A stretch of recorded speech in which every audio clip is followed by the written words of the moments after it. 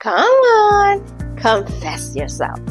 How many of you were tired, or as they would say in my beautiful Dominican Republic, hartos, with the phrase, behave, be good? I confess, I was one of those kids. It took me years to figure out what that phrase meant because it was missing a very important ingredient. Did you know what it could be? Come, stay with me and I will tell you all about it.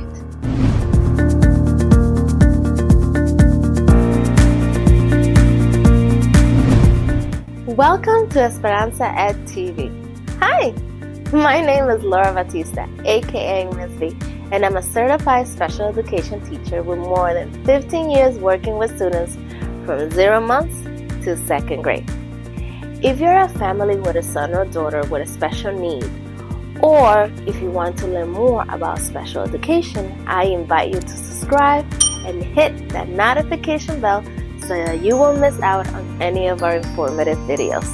Oh, and don't forget to share this valuable information with family or friends that could also benefit from the info in these videos.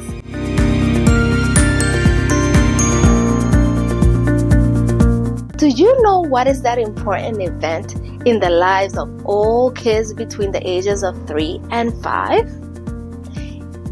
You are correct. It is the moment they leave the comfort and security of their homes to join peers at a daycare, pre-K, or Head Start. It is here where they join other kids their age and new adults in a learning environment where they're introduced to academic concepts and guidelines for behavior that promotes the well-being of the community, aka the classroom. It's for this reason that the way children react to the changes and the way parents solve the issues that may arise during this critical step is very important to resolve and not ignore. Now, want to know why the be good phrase is missing something? Very simple. Children should learn from their parents first the behavior expectations or what actions are acceptable and which are not. Today, I want to introduce you to the behavior and social skills that all kids should learn and integrate into their development so that tomorrow they can have positive contributions and be productive in society.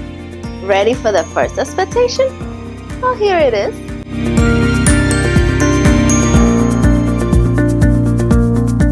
We cannot deny that our children are a piece of our very own heart.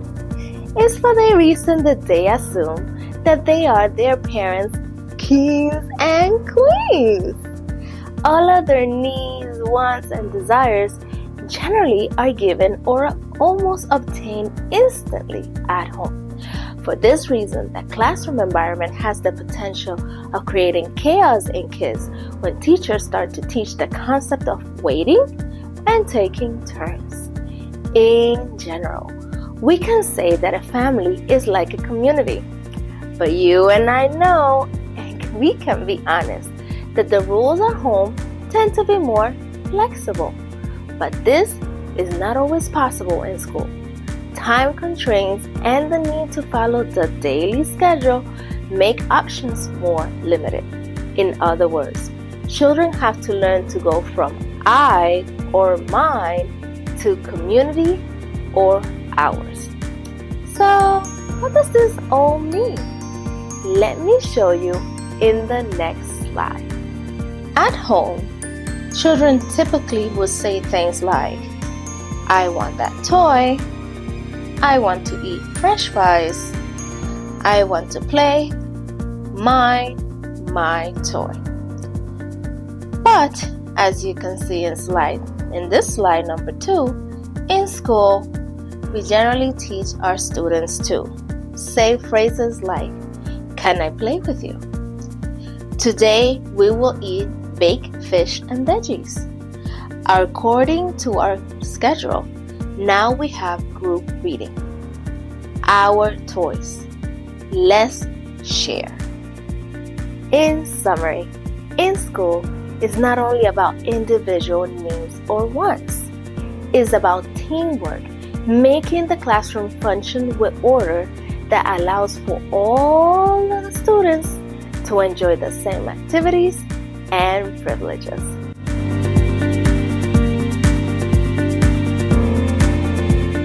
I'm going to give you a heads up on information that you will find in another episode. Children with a typical development should have the ability to use around 300 words by the time they are 3 years old. Check out episode 2 where I explained it a bit more. For this reason, it is at school that children begin to experience their first real-life scenarios. It is at school that children begin to grasp the understanding that problems, needs, and conflicts should all be resolved using language and not tears or violence. Preschool teachers use books, phrases, and repetitive words that are easy to remember to model and practice acceptable forms of communication. It is also a school where kids start to integrate more polite phrases or sentences into their language exchanges.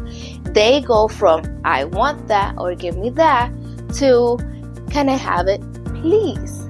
Let's look at this quick example with this panda. It says, "Please, Mr. Panda," or "Por favor, Señor Panda." This is one of the books that I usually use to help children gain language in order to better communicate their needs and wants with their peers. Interesting what we have learned so far? There's more. Subscribe and don't forget to hit that notification bell so you can continue to learn more about the world of special education. Don't forget to share this video with a friend or neighbor that will benefit with this valuable information. Let's continue with our last point of the day.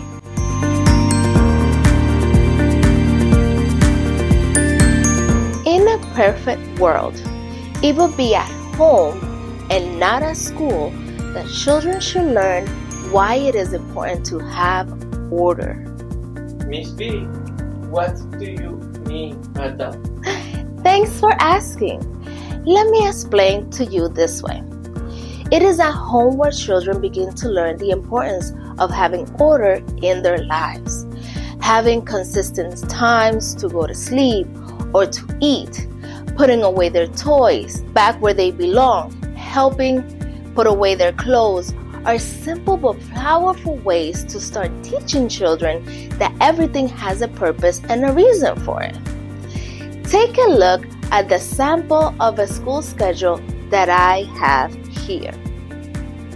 You see, children have an arrival, they have activities, they have a lunchtime, a nap, play, and then they say goodbye to their peers because they get picked up.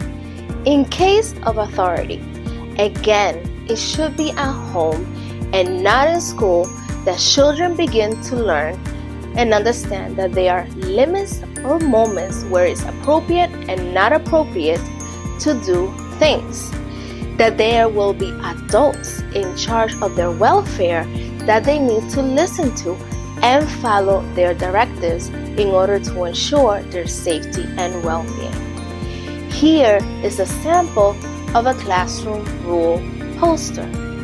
As you can see, these are rules the children typically find in the classroom. Saying please and thank yous, sharing, cleaning up, and keeping their hands on their bodies are some of the rules the children learn in the classroom in order to make it a welcoming environment for all that are in the class. If you were not aware, it is at school that children do what they see at home. Their willingness or lack of cooperation shown at times when they need to follow directives or instructions from their teachers is a direct window into their future. The difficulties students have assimilating or integrating order and authority in their lives will be indicators that will show if they will be able to follow society norms and rules or if there will be problems. I don't want to leave you without giving you these 3 important tips in our recap. The behavior expectations that are promoted in schools are intimately related to what children live at home. To have success, both at school and in society, children must learn to leave behind their I or me, to learn to work in community, use language to solve problems and needs, and learn to follow norms and listen to the adults in charge of their safety. Depending on how parents decide to act, whether they will support or ignore the behavior expectations practiced at school, will determine if there will be behavior issues in the future or not. Thank you for staying with us for this short time. Don't forget to check out other videos we have available. We would love to connect with you. Find the info to our other social media platforms and our email when you can drop questions or content suggestions. Oh, and don't forget to comment, hit the like button, and subscribe to the channel if you haven't done so. Thank you again, and don't forget that EsperanzaEdTv is your main source for information for everything related to special education. Thank you, and until next time.